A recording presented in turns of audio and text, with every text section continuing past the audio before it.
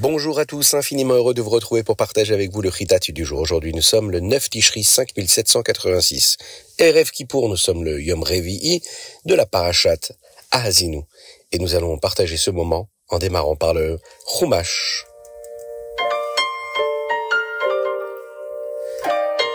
Alors nous continuons aujourd'hui la Shirat Ahazinu, ce cantique que Moshe Rabbeinu transmit au Béné Israël le jour de son décès. Dans ce chant-là, il leur rappelle l'amour d'Akadosh Baruch Hu et bien sûr sa sollicitude. Il va prédire l'exil qui découlera de leurs actes, de leur comportement, mais aussi leur tchouva finale, leur retour en Eretz Israël. Moshe Rabbeinu prend le ciel et la terre pour témoins, car ce sont les mêmes qui sont présents aujourd'hui pour nous rappeler la vérité, la véracité de ces paroles. Dans le passage d'aujourd'hui, Moshe Rabbeinu parle des grandes bénédictions qu'Akadosh Baruch Hu leur donnera en Eretz Israël. Il inondera le Ham Israël de brachot, mais malheureusement, ils ne vont pas utiliser ces brachot correctement, ce qui donnera l'impression qu'Akadosh Baruch Hu se cache d'eux.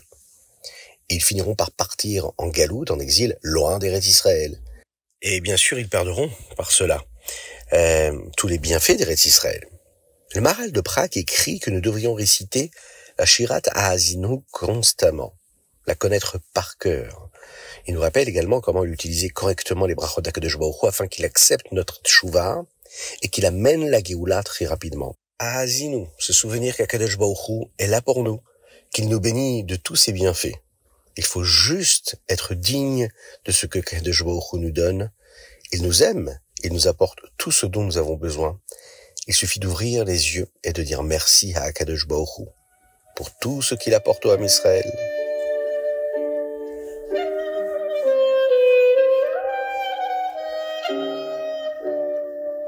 Teilim. Aujourd'hui, nous sommes le 9 Tishri.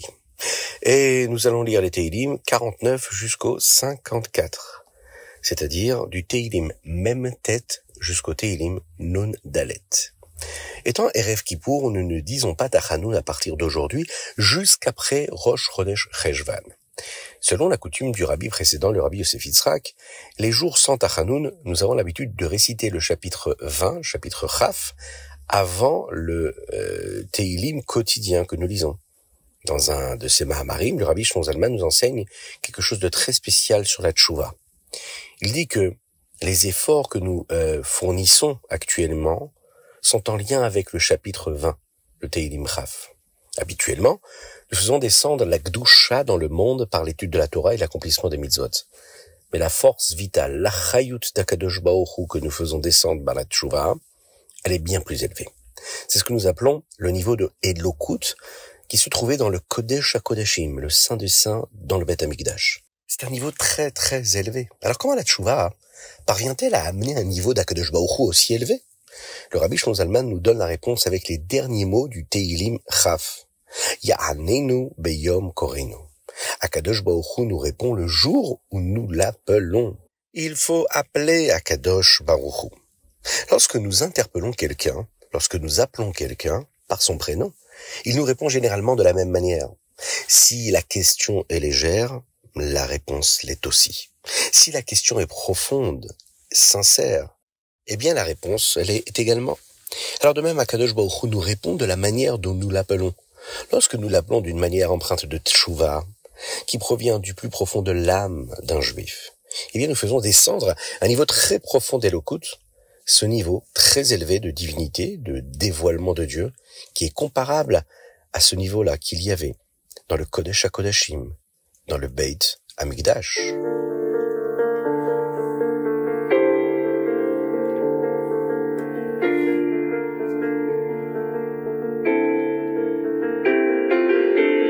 Tanya, Igeret HaKodesh Siman Chaf.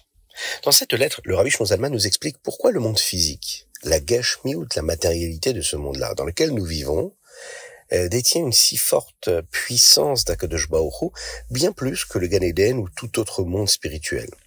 Nous avons appris que la force de l'infini, c'est-à-dire du Ein Sof, se trouve dans les 10 paroles d'Hachem, c'est-à-dire les Asara Mahamarot qu'Hachem a utilisées pour créer le monde, et que cette force-là fait exister le monde à partir du néant à chaque instant, ex nihilo. C'est aussi ce qui rend les mitzvot si spéciales. Elles sont toutes accomplies avec des éléments physiques, des objets, des matériaux qui ont été créés avec cette force-là si spéciale d'Akadosh Baruch Hu. C'est pourquoi nous trouvons dans la Kabbalah que la chayut, la vitalité d'Akadosh Baruch Hu, présente dans chaque mitzvah, elle est supérieure à tout, même plus que dans la Torah. Et ça, c'est parce que cette vitalité de Dieu qui donne l'existence à chaque élément, qui fait que chaque élément matériel, chaque matière avec laquelle nous accomplissons les mitzvot, détient également cette force-là si spéciale de l'infini, qui est bien plus grande que tout. Cet infini-là le touche, et donc, même si c'est un élément qui est matériel et physique, un objet physique, ou qu'il est a priori assez éloigné, qu'on pourrait croire de cette kedusha, de cette sainteté, pour lequel nous allons l'utiliser, il touche l'infini, et l'infini est bien plus grand, parce qu'il est infini, de toute distinction matérielle, physique, spirituelle ou pas. C'est la force et la chance qu'Akadosh Baruch Hu nous a donnée à travers toutes ces choses-là qui ont été créées par les Asara Mahamarot.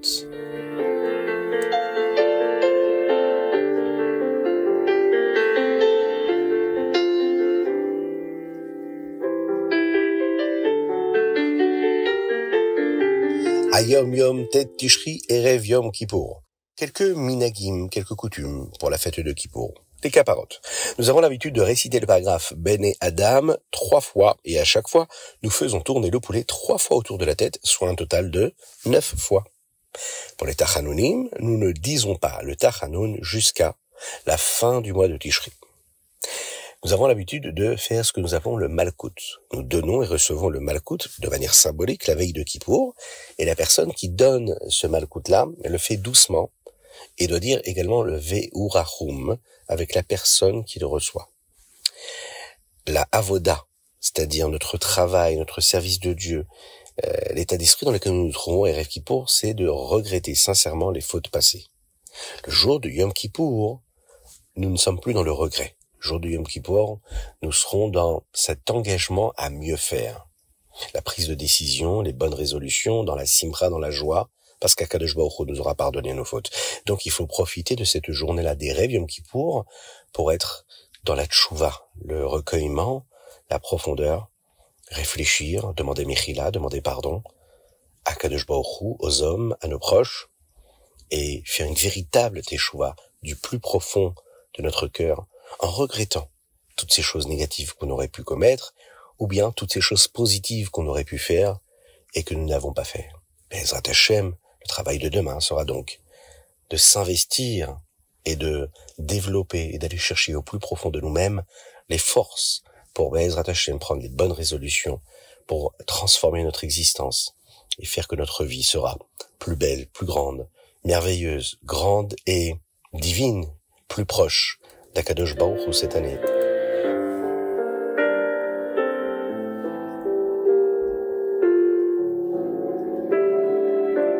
Rambam, Ilchot Metame Mishkav ou Moshav. L'étude d'aujourd'hui détaille les lois de la Tumat Midras, c'est-à-dire l'impureté du couchage ou d'un siège, ou bien une personne qui est atteinte de cette Touma corporelle qui va contaminer des objets. Dans le chapitre Zaïn, on nous présente le Midras, qui est tout endroit où une personne avec une impureté corporelle s'appuie, par exemple va s'asseoir ou monter, et cela devient un Avatuma, c'est-à-dire une source qui est capable de rendre beaucoup d'autres choses impures. Dans le chapitre 8, le Rambam explique ce qui se passe si l'une de ces personnes impures déplace quelque chose de différentes manières. Par exemple, l'objet devient-il impur s'il l'a déplacé avec un bâton qu'il tenait sous son menton, par exemple? Et enfin, dans le chapitre 9, nous apprenons ce qui arrive si l'une de ces personnes impures heurte quelque chose et le fait tomber. Nous étudions également les cas où les objets qui ont contracté cette Tumat Midras parce qu'ils auraient pu devenir impurs. C'est ce qu'on appelle Tumat Machashava. Ce sont des notions que nous développerons certainement un peu plus tard dans le Rambam.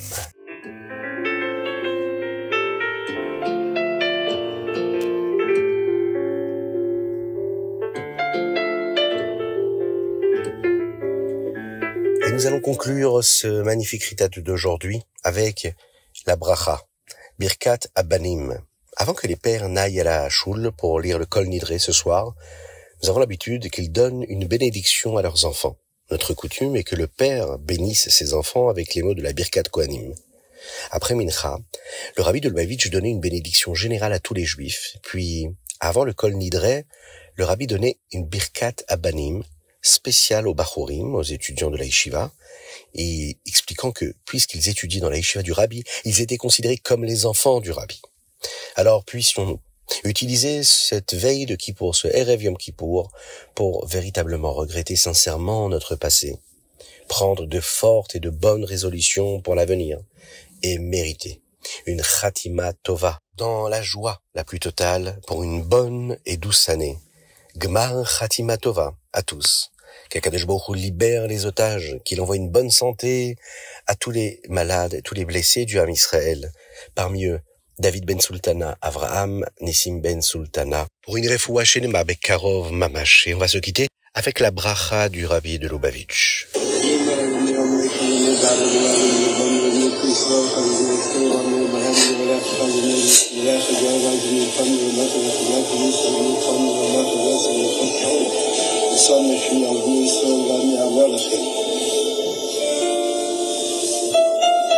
Matzmenu, als alle zijn die dingen zijn door zijn niet laat.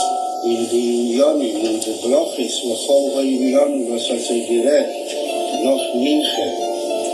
Daar leest haar minche van de Shabbos Kedi, van de Jem HaKodesh.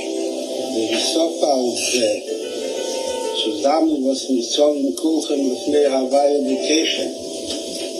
Als die, was hier haben Nodro Rucho, wie der Rambam sagt, als sie geht tegen, hat nie Geltige nach Losche. Als Obgern sagt, mit Liebe der Teva, Nigla Chassidus, da hat Thomas Avedes Atfilo, und Limu, Levi mit dem Meister, Schlemmes am Limu, und damals ist Gott mit Limu, Levi mit dem Meister, Chim Amissus Behidu, durch die Nigla, Kreda, Havai, Roko, Bosse, Yalda, Kipi, Havai, Dibe, und Bagolo, Dida. Amen.